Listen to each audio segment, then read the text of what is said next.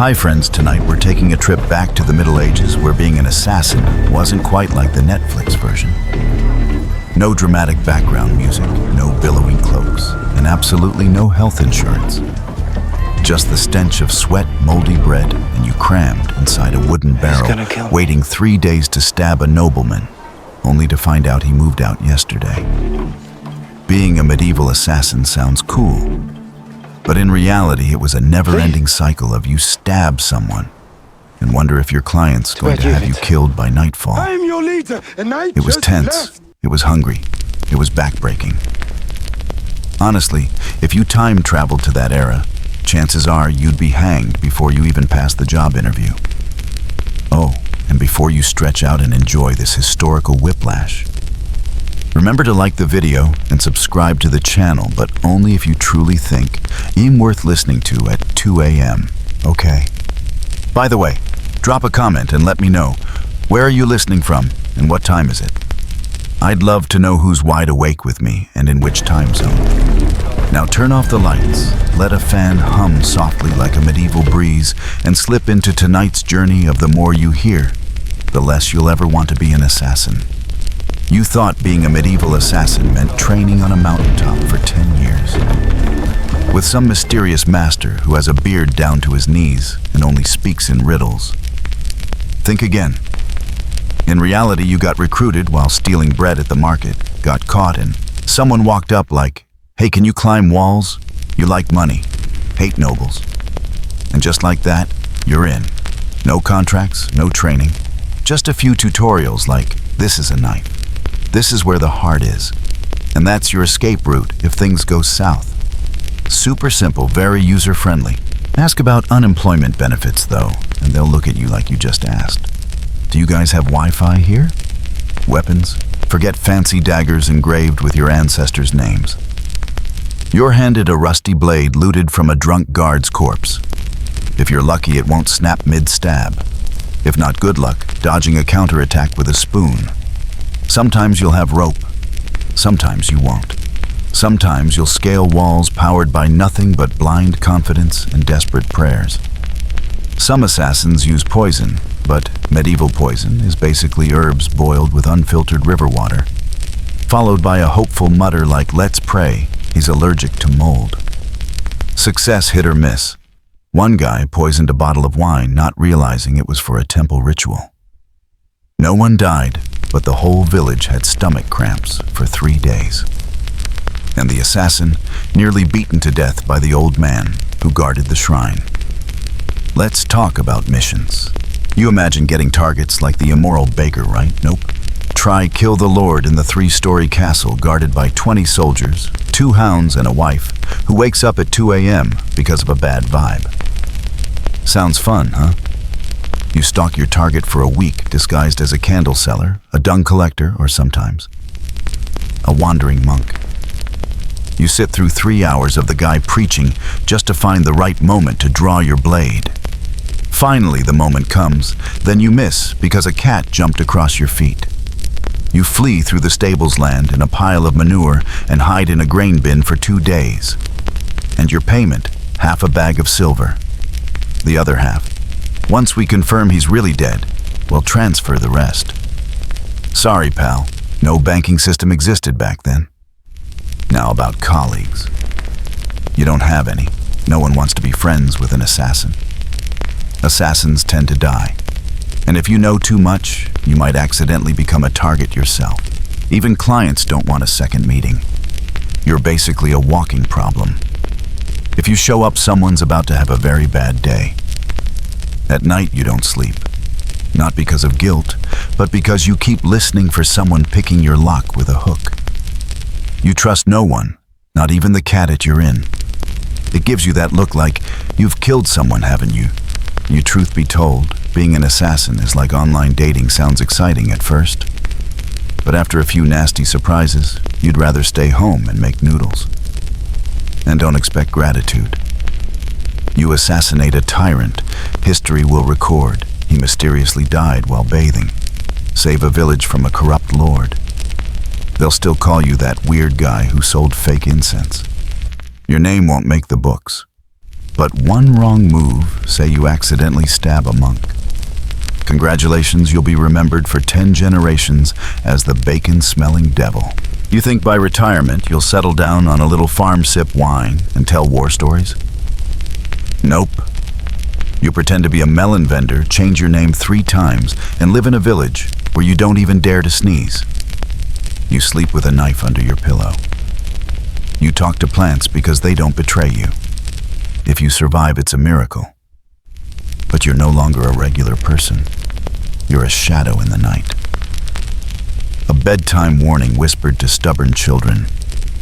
Go to sleep or the assassin will come get you. And all you can do is sigh. If only someone would come get me already. And if after all of that you're still alive, still have all your fingers and haven't run off to become a monk, then congratulations, you've officially reached the training phase. Yes, that's right. Everything you just endured, that was merely the getting acquainted with the job period, like an internship. Except instead of being judged by KPIs, you're evaluated by how many times you nearly died but didn't. Then one night, while you're scrubbing blood off your tunic with rainwater and staring in despair at half a moldy loaf of bread, someone in a hood steps out of the shadows and says the classic line, "You've been chosen." You don't know what for, but you're too exhausted to ask. You get blindfolded, piggybacked through who knows where and when. The blindfold comes off, you're high up in the mountains, surrounded by fog, with the only light coming from the eyes of the trainers, staring at you like they've placed bets on who's going to die first. Welcome to Assassin Training Camp. Day 1. You're woken up by a scream. Not someone yelling, "Wake up," but someone falling off a cliff because they stood in the wrong spot during warm-ups. The trainers don't tell you their names. They call you number 7, or the snorer. The first workout is to run laps around the mountainside. Ask how many laps and they'll answer until your eyebrows start sweating. Breakfast is a bowl of brown soup of unknown origin. A chunk of bread that could break a femur and water weight, now that's boiled rock water. You drink it to train your stomach. Class Stealth Basic Level. Lesson 1, how to stand in shadows without being seen. Think there's a lecture? Nope. They just toss you into a forest and release the dogs. If you survive, they ask, "So what did you learn?" You say, don't breathe through your mouth. Correct. You pass. Class Weapons. Everyone gets 1 rusty knife, not 2. Lose it, and you'll have to learn how to kill with an onion, a root, or persuasive speech. There's a soft skills lesson, but not about communication. It's how to soften someone's neck bones.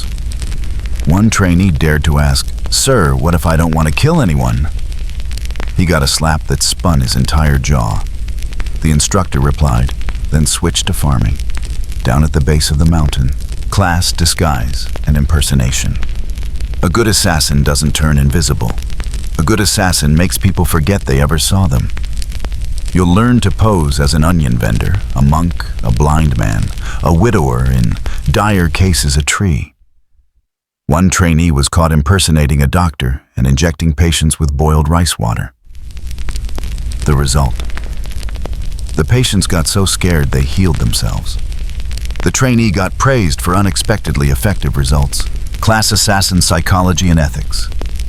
This class lasts 5 minutes. The instructor walks in holding a skull. This was a student from the last batch, he says. Then he smiles and walks out.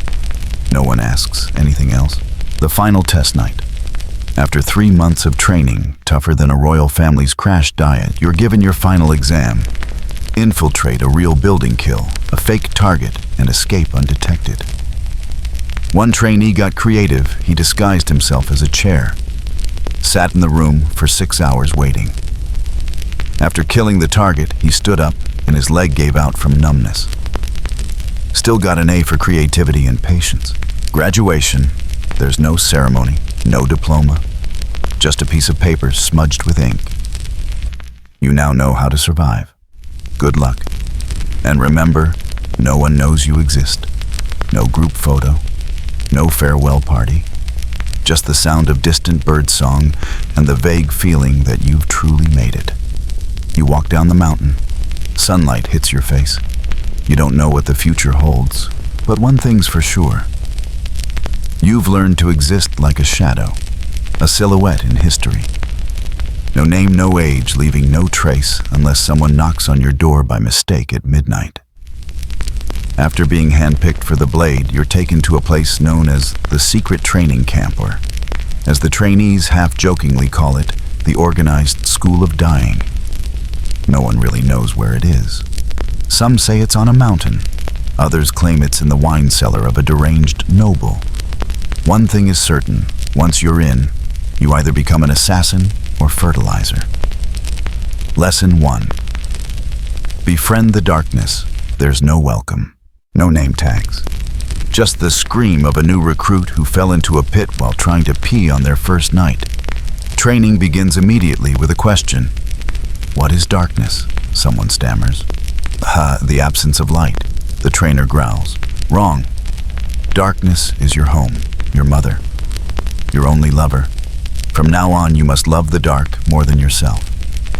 To test that love, they throw you into a cave, lock the door, and leave you for 2 days. No light, no food, just rats whispering. Is this the new guy? Survival skills, lichen level endurance. Each morning begins with a trumpet or someone screaming after stepping on a trap. Breakfast is rice porridge with 1 grain of salt and tea, made from suspicious boiled leaves. Your first task run 10 laps around the camp without anyone seeing you. If spotted, you start over. One recruit ran for 4 days straight because the guard dog kept recognizing him by his distinct armpit stench. Then it's wall climbing, spike dodging, and breathing without making a sound. One trainee did so well, he stopped breathing altogether. They had to revive him using smoked meat as bait.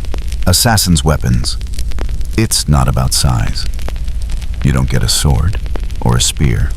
You get 1 rusty knife and a short rope.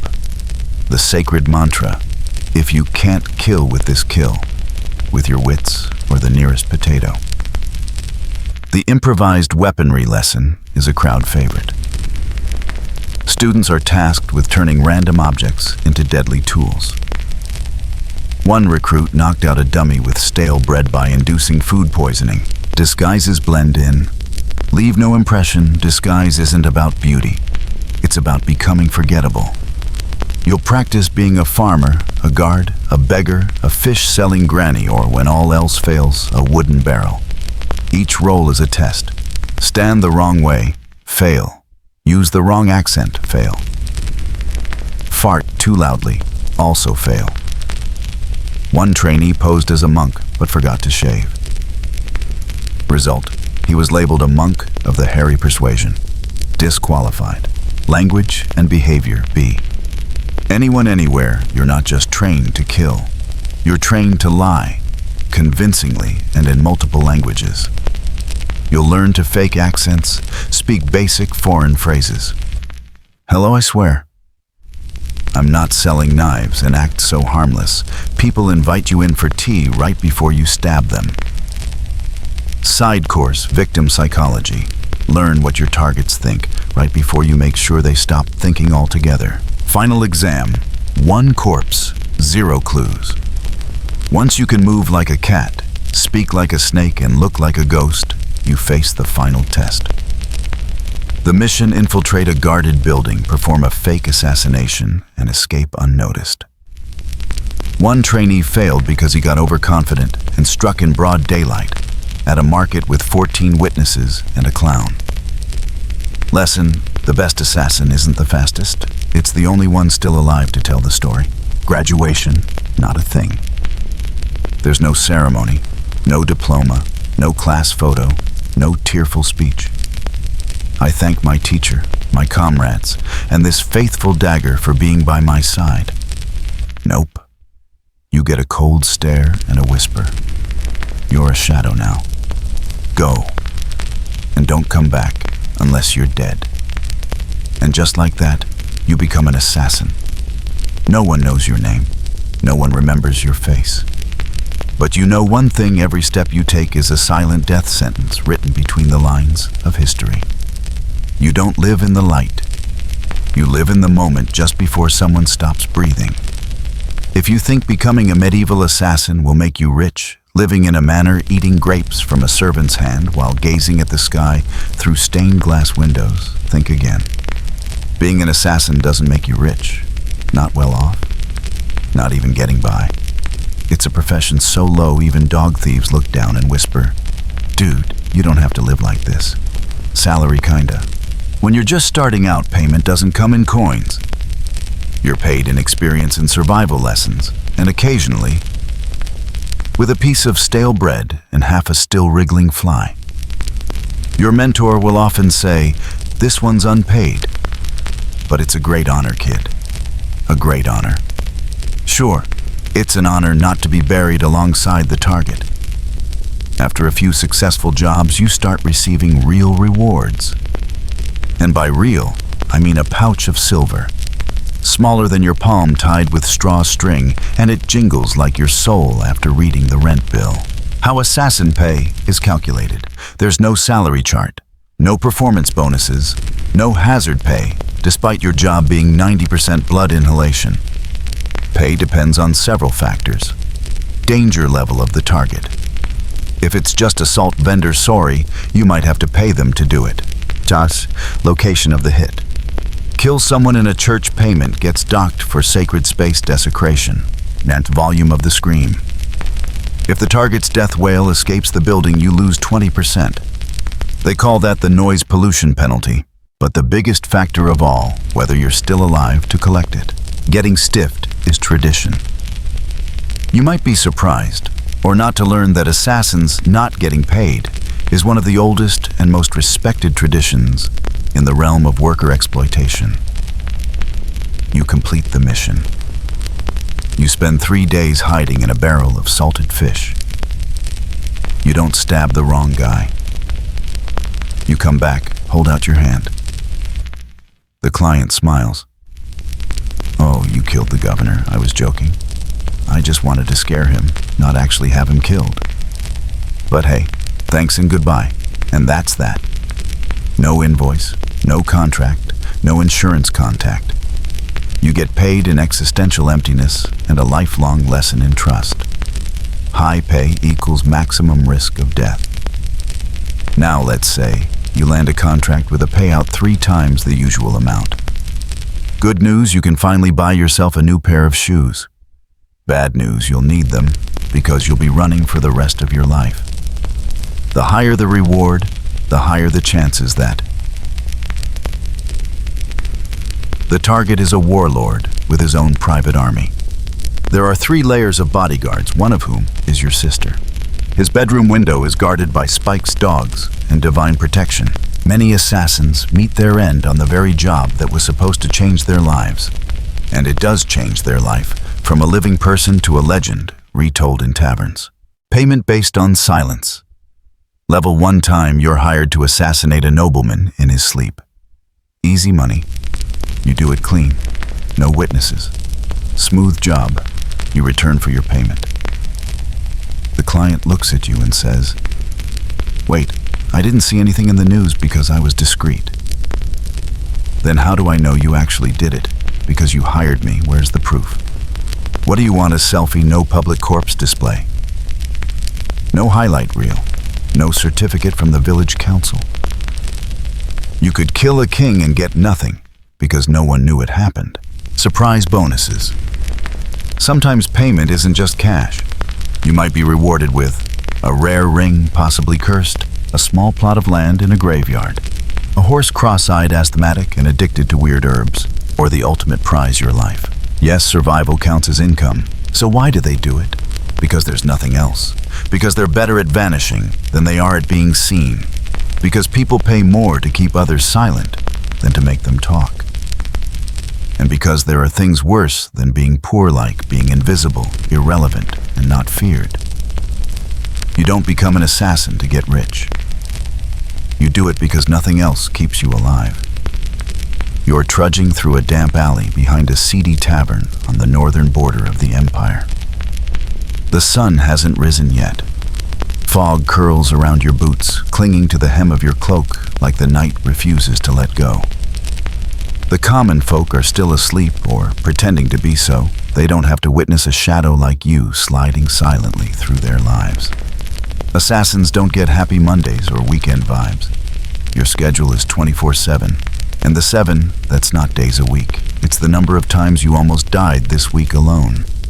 Your day begins by not getting killed. You wake up before dawn.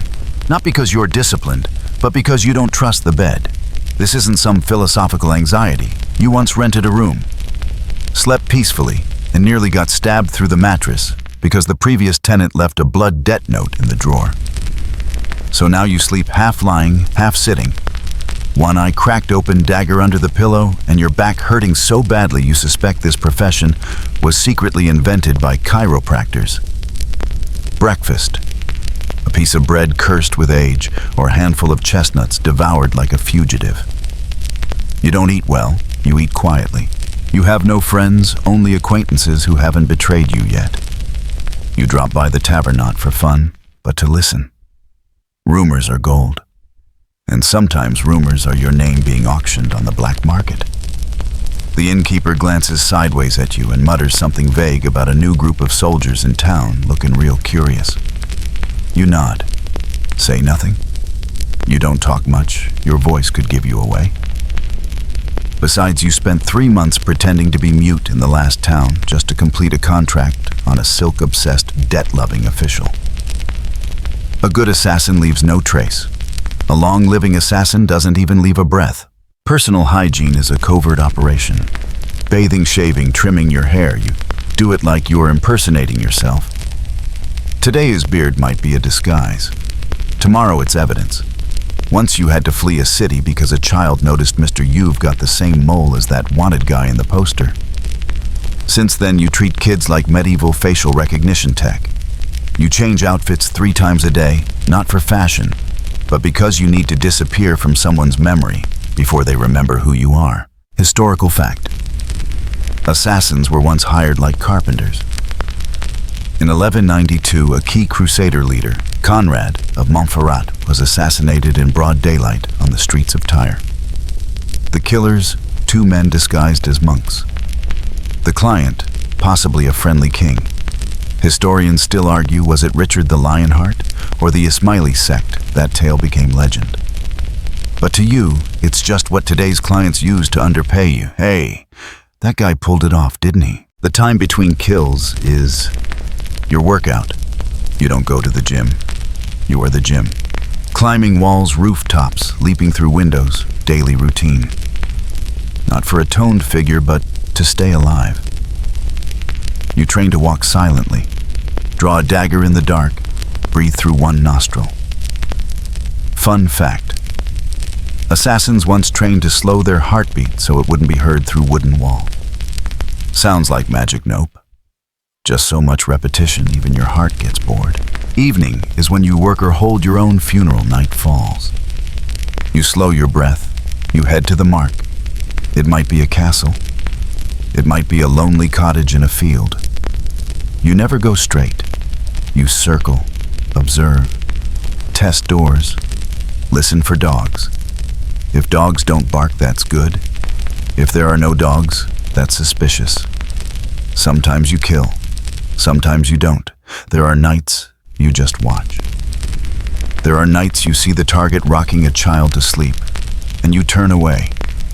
Because a real assassin knows when to strike and when to renegotiate the contract. But the worst part of this job, it's not the killing, not the terrible pay. It's the loneliness. You don't have a girlfriend. Just people who find you mysterious and intriguing until they find out you sleep with a knife. You don't have a home, just temporary lodgings where no one asks your name. You don't have anyone who remembers you, and if they do, you worry they'll remember too well. The day ends not with a prayer, but with survival. You don't pray. You don't hope for peace. You just check the lock, pull your fur blanket from the straw heap, and sigh. I didn't die today. That's acceptable. Then you drift off to sleep, half-conscious eyes half open. Your boss, you know his name, but you never call, never write, never look him in the eye. Your boss, the coordinator, the silent hand behind every death without ever drawing blood. A name not found on any registry, but whispered with perfect clarity in every back alley conversation. You call him different things depending on where you are. The blacksmith, the shadow behind the man with the purse, or simply him. No one really knows where he came from, and truthfully, you don't want to know.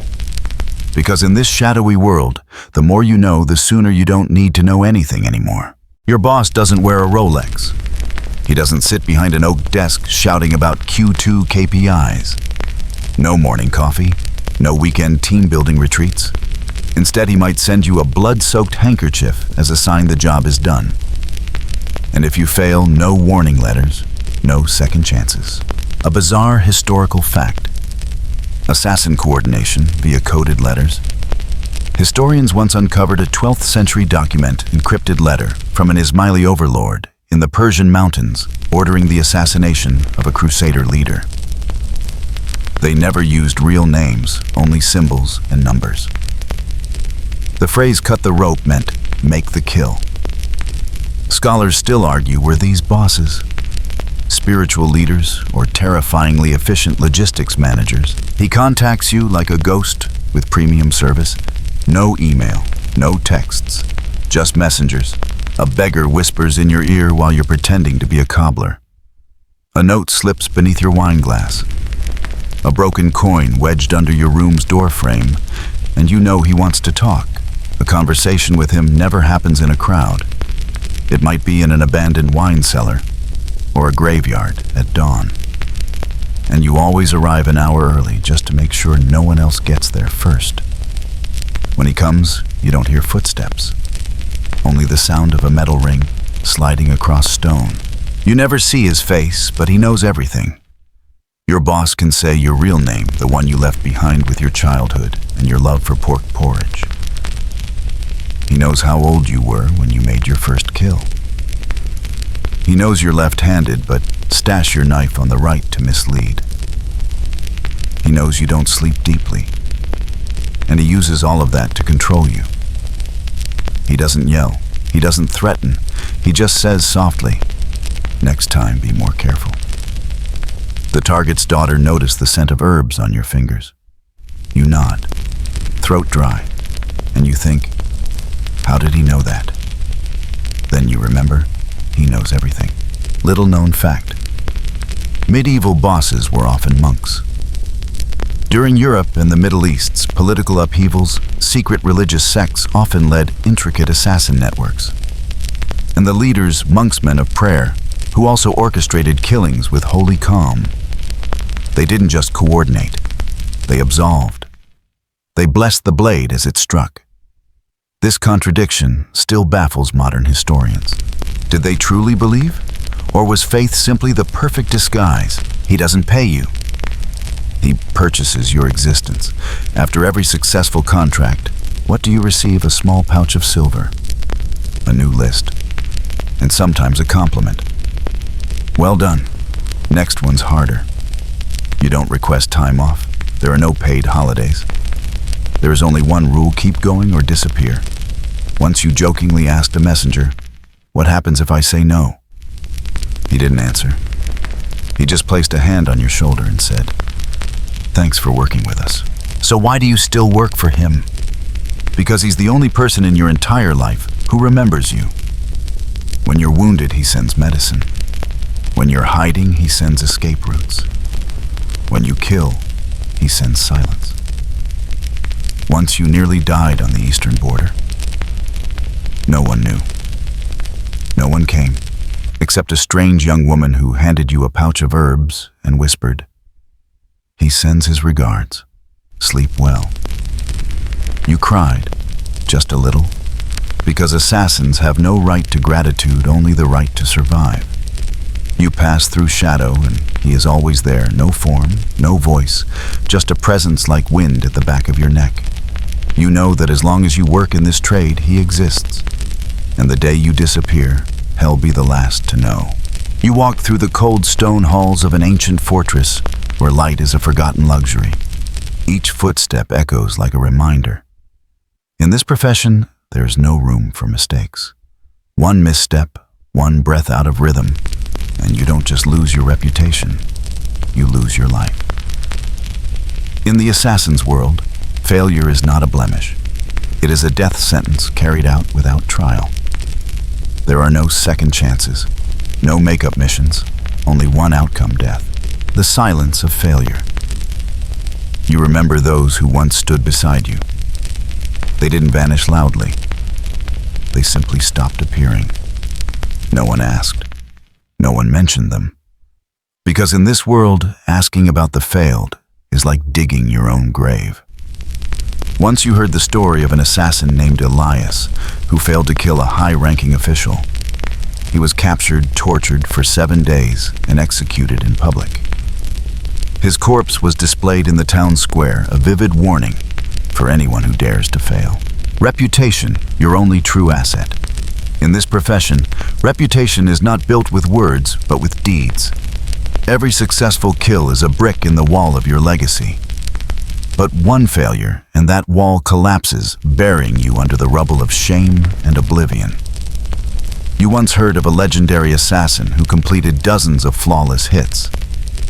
But one time he left behind a strand of hair. The assassinated king ordered a kingdom-wide manhunt. He was eventually captured and executed brutally. All of his past triumphs erased, only the story of his failure remained. Historical note: the Black Hand's failed assassins. In 1914, the Black Hand plotted to assassinate Archduke Franz Ferdinand of Austria-Hungary. Of the 3 assassins dispatched, only Gavrilo Princip succeeded. The other 2 failed and were captured. They were tortured and spent their lives in prison. Historians still debate whether their failure helped alter history's course, but one thing is certain: in the world of assassins, failure is never forgiven. Failure, death. You can't forget your first near failure. The target was a wealthy merchant with high security. You had planned meticulously, but one unlocked door gave you away. You escaped only through luck and quick thinking. Since then, you've lived with constant fear because you know that if real failure ever comes, there will be no second chance. Reputation, the only thing that survives you. When you die, there's no gravestone, no mourning.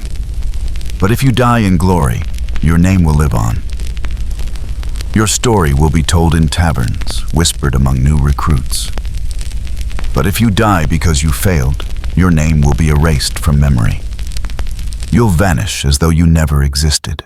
You keep walking in the darkness. Each step, a vow, never fail. Because in the assassin's world, failure is not just death. It is eternal oblivion. Your victims are not just nameless faces. They might be powerful figures, political manipulators, or individuals who've inflicted great suffering on others. But sometimes they're simply people caught in the whirlwind of power and vengeance. You remember one time your target was a wealthy merchant who exploited the poor through influence and corruption. You studied him for weeks, his routines, his weaknesses. And then, on a rainy night, you ended his life swiftly, without leaving a trace. But not every mission is so simple. Once you were ordered to assassinate a clergyman accused of betraying the church. You hesitated. Did he truly deserve to die? But orders are orders. You completed the mission, yet the guilt still clings to you. Your victim list is diverse and complicated. Politicians, heads of state power brokers, or those seen as threats to the existing order. Merchants. Wealthy individuals not always corrupt, but often with blood on their hands. Barons. Clergy accused traitors of the faith, those whose actions oppose doctrine. Betrayers. Those who turned against the organization, leaked secrets, or abandoned their comrades. But you don't always know the reasons. There are assignments where no explanation is given. You receive the order, and that's all. You're not allowed to ask questions. Because in your world, curiosity can be fatal. You remember one mission vividly. The target was a young woman. You didn't know what she had done, but the command was clear. You followed her, learned her patterns, then struck. Later, you discovered she was innocent, caught in a larger scheme. That guilt has never left you. You don't decide who lives or dies. You are merely the hand, the enforcer of someone else's will. But with every life you take, you lose a part of yourself. You ask, am I still human? You once had feelings, once had dreams. Now you're only a shadow, moving silently through the night, carrying out orders, ending lives. And yet you can't stop. Because if you stop, you become a target. You'll be hunted, eliminated. In your world, there are only two options: kill or be killed. You chose this path, and now you must walk it. Even if every step is heavy, even if every name on the list weighs on your soul like iron, you don't know where this road will end. Each night you step out of the shadows, carrying an order, and return with one more soul taken. You don't know how much longer you can continue. But you do know that until your final breath leaves your body, you will still be an assassin, silent and ruthless in a world with no room for weakness. You have no name, but your weapon does. Not because it's adorned with anything fancy, but because through all the years you've lived like a ghost, it's been the one companion that has never betrayed you. A dagger, its curved hilt fitting your palm perfectly. Called a jambia, it's not a weapon meant for the sweeping strokes of knights. It's made for assassin moments, short, swift, certain, and irreversible.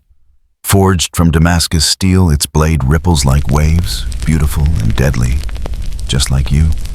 It doesn't clang, doesn't hiss, doesn't shine like a showy sword. It stays silent.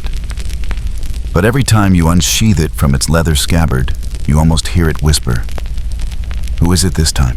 The first feeling when holding the jambia is fear. Not fear of stabbing someone, but fear of dropping it. The blade is unforgiving. A single slip could cut to the bone. But after weeks of training in the dark, you begin to hear its rhythm. When you move, it breathes. When you strike, the recoil in your wrist feels like a familiar greeting. Good. Just like I taught you. Not everyone is so lucky. One recruit once slept with their dagger under the pillow, forgetting the edge faced inward. By morning, they had lost 2 fingers and all confidence. Another hit a blade in their boot, stepped too hard and sliced their ankle, leaving a scar no medieval medicine could explain. A weapon is your ally, but only if you know its rules. If not, you are its first target. There's an old tale from camp about an assassin too clever for his own good. He hid a garrote weary, a thin strangling cord made of brass inside a loaf of bread to get past the city gate inspection. Brilliant, until the guard dogs smelled the bread. One bite, the wire slipped out, and the assassin didn't live to draw his knife. Weapons back then came with no instruction manual, no QR code to Google how not to cut your hand off. You learn through blood, through mistakes, and by watching others fail first. One rule always held true. No one used long swords too loud. No one carried bows too bulky. Your weapon had to be small, light, and hidden in your belt, your sleeve, or your hair. Some tucked blades into hairpins. Some hid poison needles in buttons. A few trained themselves to swallow sharp objects and vomit them up when needed. Historians still debate, did assassins of old receive standardized gear? Or did they make do with whatever they had? Some ancient texts list items like daggers, garrotes, poison vials made from roots or toad skin, and sleep powders crafted from mushrooms. But most surviving stories suggest assassins had to be creative, adaptable. Nothing was standard when the target changed every time. Yet the jambia was an exception. That curved blade appears in nearly every record of ancient Islamic assassin guilds. From Persia to the Hindu Kush, it became the unofficial symbol of silent death. No signatures needed. Just the curved wound on a victim's neck was enough to say, an assassin came and left like they were never there. You once had a mission in a coastal city with such strict security, no one could carry even a sewing needle. You hid your dagger in the fabric of your shoe sole and walked with a limp for 3 days. On the night of the kill, you didn't leap from rooftops like in the stories. You knocked like a beggar, then collapsed at the target's feet. And from the heel of your shoe, Jambia slid out like a claw. 1 slash, 1 glance, no sound. You don't remember all the people you've killed, but you remember every nick on that blade. You've sharpened it in the dark, washed it in cold rivers, cut your own hand with it so it remembers who you are. A weapon doesn't just kill. It reminds you that in this world, you are nothing if you don't know how to wield it properly. And when someone once asked you, "What's the one thing that's always been with you?" you didn't say an old lover's name. Didn't say your mother. Didn't say a friend. You said, "I had a dagger once, and it never left me first." Everyone else, dead or long since, betrayed you. You hear the first sign as a whisper. Sometimes it's a small scrap of paper slipped under your pillow, a strange glance at the market, or just a peculiar feeling when the bread seller looks at you twice. No one shouts. No drums. No sirens. Assignments arrive like mist-light cold and never delivered to the wrong address. You leave your shelter while it's still dark. The streets are dim with fog dogs barking in the distance, mingled with the soft clack of wooden sandals sweeping a courtyard. You know you have a few days or a few hours. Time bends like an hourglass tilted too far. You begin to gather not weapons, but information. Where does the target live? What do they eat? When do they visit the latrine? Sound familiar? It's like preparing for a job interview. Except here, if you do well, the other person won't live long enough to review your RSUM. Every step is a ritual. You're never rushed. Even your breathing is measured gentle as a falling leaf. You trace every corner, listen to the sounds of the house, the sensation of the ground underfoot. The exit route is already chosen. A sloped roof, a narrow door, or if all else fails, the cesspit behind the tavern. Yes, you've used that before. It wasn't poetic, but it saved your life. One night, a mission nearly failed. The target veered off routine. Instead of heading to the kitchen, he went to the rooftop to sip tea. You were trapped between 2 corridors, guards ahead, the head chef behind.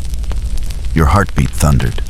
No path remained, except the cesspit. You swallowed your pride, took off your shoes, climbed down, and waited 3 hours in damp darkness next to a rat the size of a bowl. But you survived. And the next day, the target still died. History won't remember the stench, but you always will. The Hashashin were legendary for their meticulous preparation. Many posed as merchants selling fabric spices, even hair dye. They lived among those they would kill, ate with them, slept nearby, and waited. Some even trained as cooks, because the way to the kitchen is often the way to the heart. In his final moments, a dying general once gasped. That cook, I remember him. His stew was extraordinary. Of course, not everyone got to choose their targets. This remains a topic of debate among scholars. Did the Hashashin have the right to refuse assignments? Or were they mere instruments executing another's? Will some ancient texts mention rare refusals due to love, religion, or plain laziness? But for most, once the order was given, completing it was divine duty. You're rather the role you've become, don't have time to question it. Because once the mission reaches you, the world sharpens. Ordinary details, the sound of a bell, the scent of perfume, the taste of tea become signals. Life is no longer mundane. It becomes ritual, a duel with death, and you have only one chance to strike first. Each assignment is a ceremony.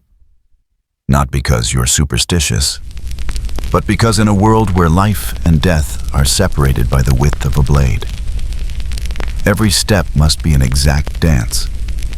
And so you dance silently, precisely, alone. No one sees you. No one remembers you.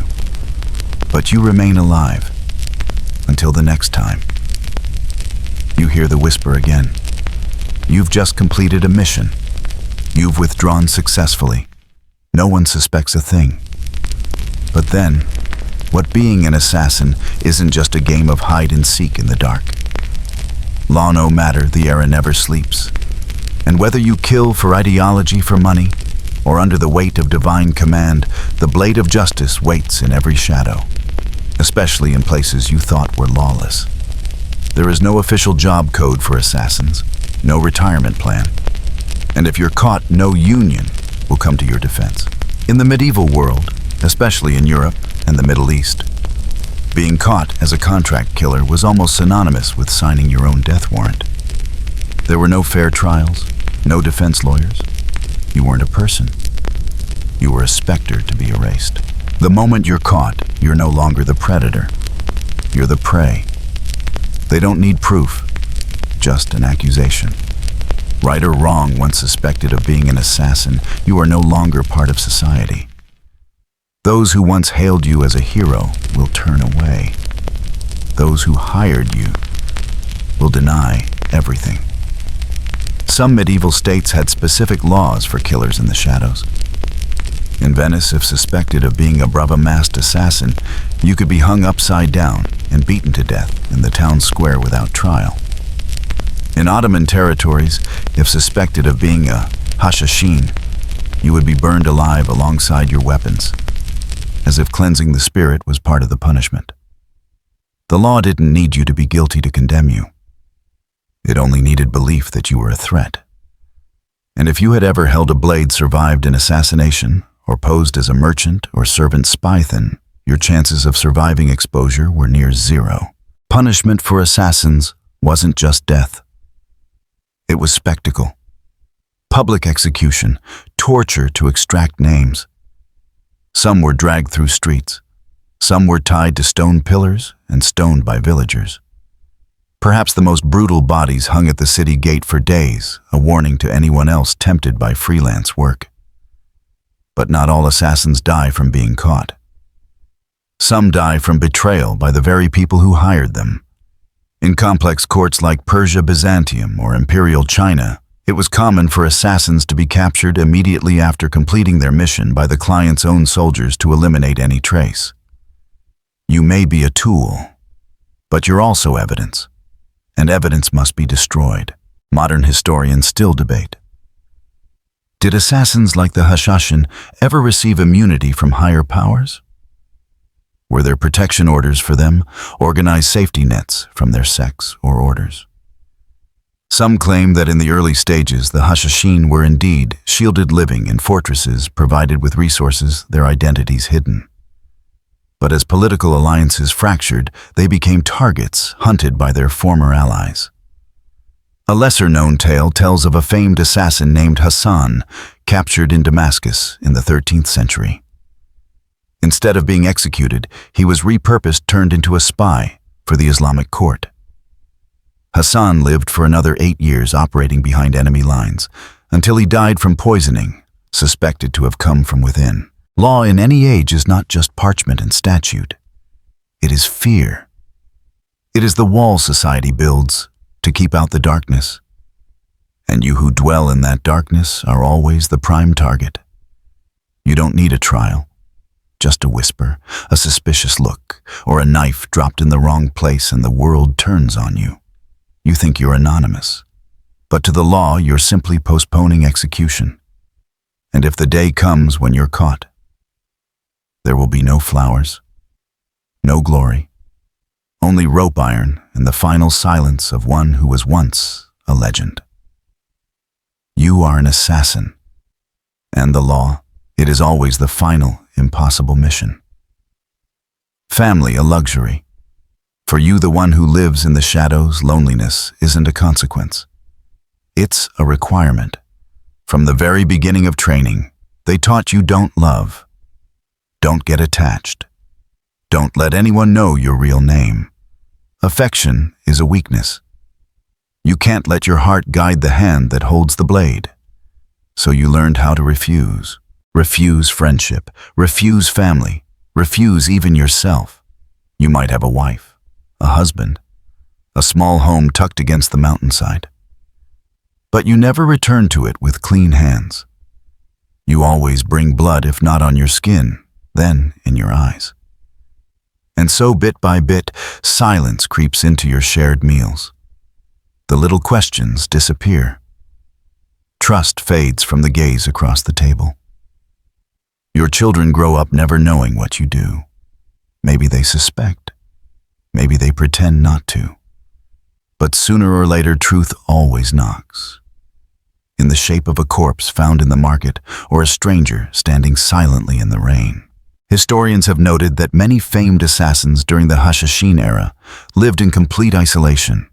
No families, no heirs.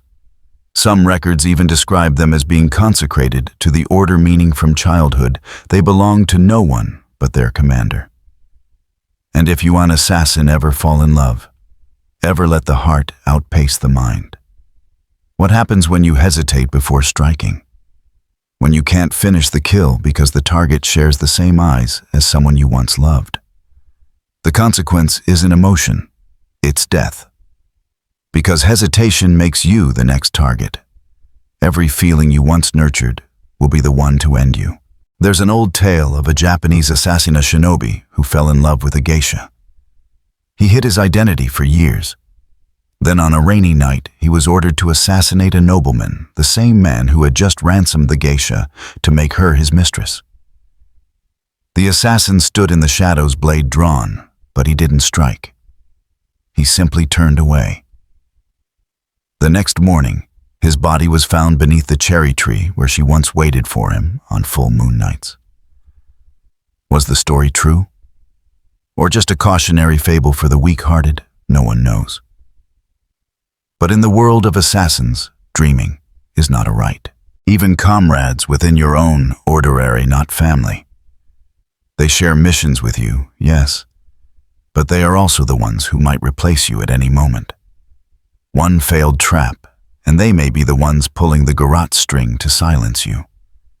In the dark, it's only you, your footsteps, your breath, and sometimes the whisper in your mind that keeps asking, is anyone waiting for me at the end of this road? And most of the time there isn't. You grow old in silence. A tiny house, no nameplate, a false name, a cover profession herbalist, net mender, or fortune teller. But no one visits. No one knows what you once were. And if someone does recognize you, they only stare with suspicion, not respect, but fear. You were once a legend. But loneliness is the true price, because you could kill without blinking. But you could never hold an embrace without fearing the blade hidden behind the back. You are an assassin, and kinship is the rarest luxury of all. You are not heartless. Even with a dagger in hand, even with blood soaked into your tunic, there are nights when you lie awake, eyes wide open, asking yourself, if I hadn't struck, would someone still be alive? It's not an unfamiliar feeling. Conscience, something few believe an assassin could possess, has always been there like a trembling compass needle inside your chest, wavering between north and south, between right and wrong.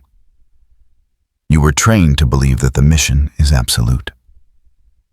That it doesn't matter why you slit a bureaucrat's throat, poisoned a general's wine, or drove your blade into the back of a wealthy merchant. What matters is that they deserve to die. But that word deserved, who decides it? A handler who's never looked a target in the eye. A letter scrawled by trembling hands under the weight of power. And you execute. Your hands are the scalpel slicing open the diseased flesh of politics. But in the end, it's you who tastes the blood. You see the eyes widened in horror, the fingers that grasp at the last threads of life, the final words that never become sound. They embed themselves in you like thorns between ribs, making every breath razor sharp. Once you were ordered to assassinate an old physician in the eastern mountains.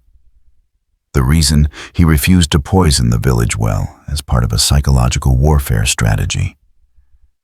He betrayed us, said your superior. But when you approached disguised as a wandering pilgrim, you saw him teaching a child to bind medicinal herbs, his hands trembling but his eyes glowing with moonlight. You froze. For 3 days you watched him from afar, waiting for the moment. On the 4th day, you walked away. The cost: a summons, a brutal beating, 2 months in solitary confinement without light. But your conscience, what remained of it, wasn't dead. Not completely. There are nights when you still kill, as if falling free, numb, automatic. You become the messenger, the thief, the incense vendor. You strike in silence, withdraw. No questions, no sighs. That is how one survives. But there are targets that break you: a mother sheltering rebels, a scholar criticizing the regime, a musician who sings forbidden songs. You ask yourself, if I don't kill them, will my child be killed? Will my village burn?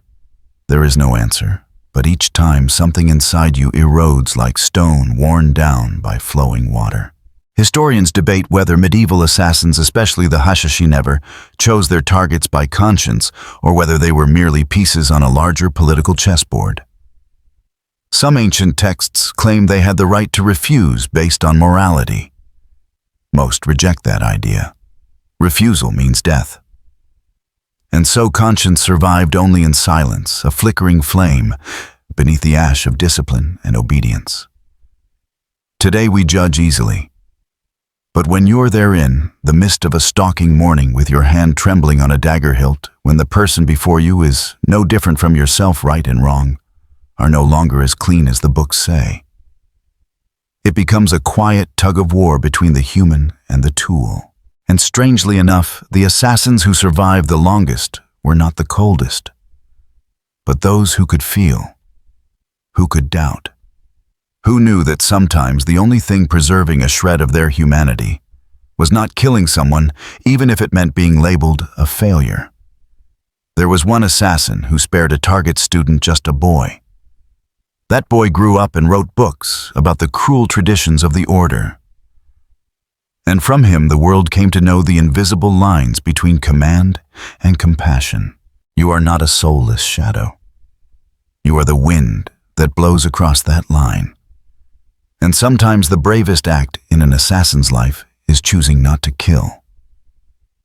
Even when you choose to step back, choose to spare a life, the memory doesn't leave. It doesn't dissolve into the night like mist. It settles like soot on your palms, impossible to wash away. You live, but you never truly live again. You walk through a marketplace and see a man whose gait resembles that of a former target. Your heart skips a beat. You hear the patter of a child's wooden sandals and suddenly remember the child of someone you were sent to kill. You no longer try to name these memories, they already have names. And they are a part of you now. Many assassins who survive don't die by the blade, but by the dreams. They wake in the middle of the night soaked in sweat, eyes wide open, afraid to fall asleep again. In the dream, their victims don't scream. They don't beg. They just stare. That calm gaze is enough to drive a person mad. Some turn to opium, others to alcohol. Some seek refuge in religion, trying to be cleansed. But there's no water strong enough to wash away what you've done. And the cruel irony is this: the harder you try to forget, the more vividly you remember. Modern neuroscientists call it recurrent trauma. Recall the mind forcing you to relive the most painful moments in search of meaning that was never there. Medieval monks had another name for it: the punishment of the soul. An ancient Persian manuscript records, "A Hashishin rarely dies in his sleep. He dies recounting his final dream. You thought you were the ghost in the night leaving no trace. But you forgot you are the one haunted. Not by your victim's spirits, but by the version of yourself you once were and can never return to." So if one day you come across an old man sitting quietly by a water tower, eyes lost among the stars, don't disturb him. He might be talking to memories, the kind you can't see, but he lives with every day. You thought it would end there, a clean break from the past, leaving behind blood, blades, and shadows. But it doesn't.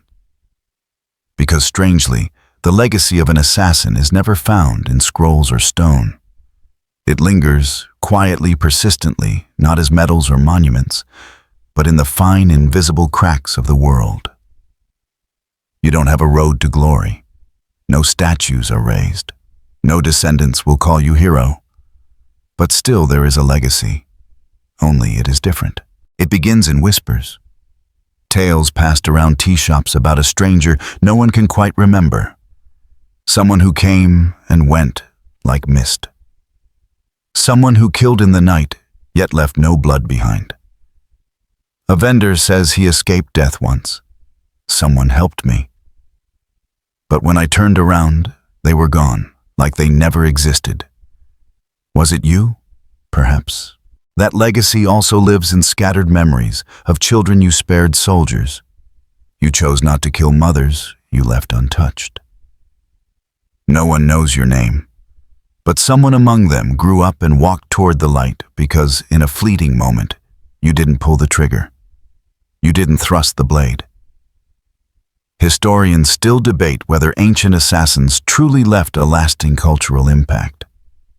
Some say they were nothing more than a passing shadow. Others argue they created order through fear. Right or wrong, you know this. Your presence always leaves a void. A throne stands sturdier because someone died. A war delayed by an invisible threat. A king dreams of a dark cloak in the night and wakes more cautious with his people's blood. There is a forgotten inscription at Alamut Fortress written in ink mixed with ash. A soldier dies once. An assassin dies every time sleep arrives. But their shadow cannot be erased. Maybe that's you. Your legacy isn't fame, isn't glory. It's a quiet mark carved into soft stone, small, nearly invisible, but never gone. If there's another life, would you choose this path again? The question drifts like a wisp of smoke, simple, delicate, yet it lingers in your chest like the faint scrape of a blade against stone. It doesn't wound, but it stings. After every cautious step down moss-covered corridors, after every measured breath, as you slip past two dozing guards, you still find yourself asking, if you could live a different life, what would you want? Not everyone gets the luxury of thinking about another life. But you, someone who has survived a profession where lifespan is measured by the tick of falling knives, you sometimes dream. Not often. Just fragile fragments that slip into your restless sleep. A real name, a smiling face in the sun, a morning without the need to keep watch. You once believed you had let go of all emotion. But then in a quiet tea house in a strange town, you saw a child bowing carefully, wrapping a white cloth around a water jug, and those small hands reminded you of a sibling long gone. In that moment you realized you never truly left the past behind. If there's another life, do you dare believe you deserve another chance? Ancient monks once believed that murderers must pass through 7 layers of atonement beneath the earth, where the blade returns to find the hand that once held it. But there is another version of the tale seldom spoken, that if an assassin even just once chooses to spare a life, their soul can be cleansed by their own tears. Is it true? You don't know. But you remember the first time you let someone live? An old envoy, hands trembling too much to even unroll his scroll. You stepped behind him, blade at his throat, but then the wind stirred and you heard him whisper a prayer for his grandson. You pulled back. No footprints? Just a trace of ash from your sleeve left on the floor. That night you didn't sleep. Not because of fear, but because for the first time you heard your heart breathe. If there's another life, who would you be? A baker, a temple keeper, or simply a nameless man living, simply quietly unseen, but also unfeared? Scholars still debate whether ancient assassins could ever truly repent, ever truly change. Some records claim a few fled their sects and lived as farmers. But these are speculations. You know better. What you carry is not guilt that can be erased with confession. It's a carving etched deep into your soul. And in the long nights without dreams, when even darkness no longer frightens you, you wish for just one thing, that if there's a hand beyond this world, one that holds fate itself, let it give you one chance to live without needing to kill to survive. Maybe you don't deserve it. Maybe you'll never be forgiven. But if there's another life, you'll seek the light. Even if it's just a sliver flickering between cold stone walls. And if there is no other life, you'll still believe. Because sometimes faith is the only thing someone like you can carry after the weapon has finally fallen from your hand. You're kneeling on the cold stone floor of a small chapel nestled in the northern mountains. Outside, the wind howls through jagged cliffs like restless spirits yet to find peace. Candlelight flickers, casting your shadow long and crooked across the damp wall. How long has it been since you last stepped into a sacred place? Perhaps since you were a child, before you ever held a blade. Before you stands an old priest in a faded gray robe. His tired eyes look at you as if staring at a ghost just conjured. He doesn't ask your name. He doesn't need to. Your face, either too notorious or too familiar with sin, makes him instinctively step back. "I've come to confess," you whisper. Your voice doesn't tremble, but your breath carries the metallic scent of years long past. The priest is silent. Then he shakes his head slowly. The devil's sins cannot be confessed. You bow your head. You don't react. No anger, no protest. You simply kneel longer. "I don't ask for absolution, Father. I ask God to forgive himself for creating someone like me." A gust of cold slips through the doorframe. The candle wavers. The air stirs like breath. And in that moment, you begin to speak, not in order, not in defense. Just a man who has lived in shadow, removing the final layer of his disguise. You speak of the first time you held a knife. How your hand trembled as if gripping your own soul by mistake. You tell of nights hiding in attics where dead rats were the only meals. Of nameless faces, final screams, eyes that never forgave. And the times you couldn't escape fast enough, forced to watch the innocent die for your mistakes. The priest doesn't interrupt. He doesn't encourage. He doesn't place a hand on your shoulder. But neither does he turn away. He simply stands like the last marker between hell and silence. You speak of a particular mission. The woman, her hair silver, a rosary in her hands, looked at you not with fear, but with forgiveness already in her eyes. You couldn't do it. Your one refusal. You ran. Then faded into rented rooms with cheap walls, always sleeping with a knife beneath your pillow. You speak of knocks at midnight, not by hunters sent to kill you, but by guilt. Arriving on time like a courier. No signature, no explanation. Just a delivery, sleeplessness haunting, and a fear of dreams with human faces. You speak until your lips go dry, your voice trails into air, until the priest finally sits. His eyes, once cold as headstones, are now damp. Not out of pity, but because in you he sees something he once lost, guilt. "If God hears me, I don't ask for heaven," you murmur. "I only wish to sleep peacefully tonight." Outside, the wind chimes ring softly. Dawn has not yet come. But something inside you fractures not salvation, not closure, just a quiet acknowledgement you have lived. And you know you were wrong. The priest does not bless you. He cannot. But when you rise, he doesn't stop you, doesn't curse, doesn't condemn. He simply nods as one might to a lost soul who's finally taken one step in the right direction. You leave the chapel. No farewell. No one remembers. But perhaps, just perhaps tonight you will sleep. Not because you are forgiven, but because you dared to ask. In this world, sometimes the last thing we can do is admit we once had a soul. And then, everything fades into the darkness again. Not an ending, just another night. A wandering soul among questions with no answers, a story exhaled like smoke. Now you are returning to the present. Maybe you're lying in a familiar room, the warm hue of a bedside lamp glowing on the wall. Maybe there's the soft whir of a fan or a breeze stirring the curtain by the open window. And in that stillness, let me just whisper, sleep well. Whether today was long or short, whether your heart feels steady or shaken, you deserve to rest now. Not as an assassin, just as a human being gently lulled by a quiet voice. Until we meet again in a dream where no shadows follow.